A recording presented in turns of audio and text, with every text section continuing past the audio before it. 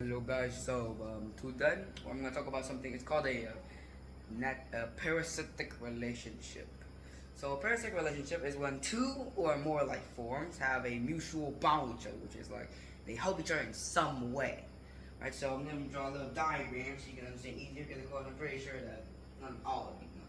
So there are two life forms, alright? Let's say the circle is one type of life form. So let's assume it's a tree, right?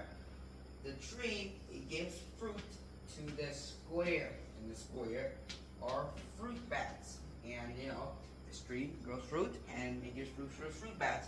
And then in return, the fruit bats eat the fruits and then fly somewhere else and then drop the fruit and then do their business somewhere else. And of course, because most of the time the seeds do not get digested in the fruit bird's stomach. Fruit bat's stomach, and then usually it just goes with this droppings spreading the tree. So that means it's a parasitic relationship. They both get something in return. This guy gives something to him, and he gives something back. It's a parasitic relationship. But sometimes there's a parasitic relationship without the benefits for one of the life forms.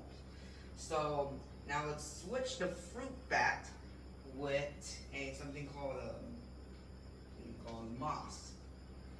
Moss instead it takes nutrients from the tree, but doesn't give anything in return to the tree. That's not a parasitic relationship. That's a kind of like a host and a infectee kind of thing. So the tree. The moss steals nutrients from the tree, but doesn't give anything in return. Not good, right? It's kind of like in real life. Say, gangster give this guy some money, but he never paid it back. They'll shoot him dead. It's simple. So I'm gonna go into different types of these relationships. So the first one was one that can move and one that can one is a producer, one is a consumer, because fruit bats can consume the fruits that the trees produce. So let's go with an animal relationship instead. So an animal relationship is actually a very interesting one. So frogs, alright? Frogs, they will turn into a tarantula thing, and after that, it will, protect the tarantula's eggs. And the tarantula, in return, will offer mutual protection. It's kind of like a bodyguard. But it's not called a bodyguard. They're just like really tolerant roommates. Like roommates, like, okay, you know what? We don't hate each other that much. We don't like each other that much. But hey, we're tolerant of each other. It's nice. So one other relationship is between something we call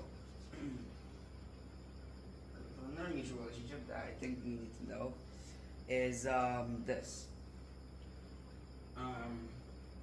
ants and silkworms. So some types of ants, these things like some specific type of ants, I forgot what it's called.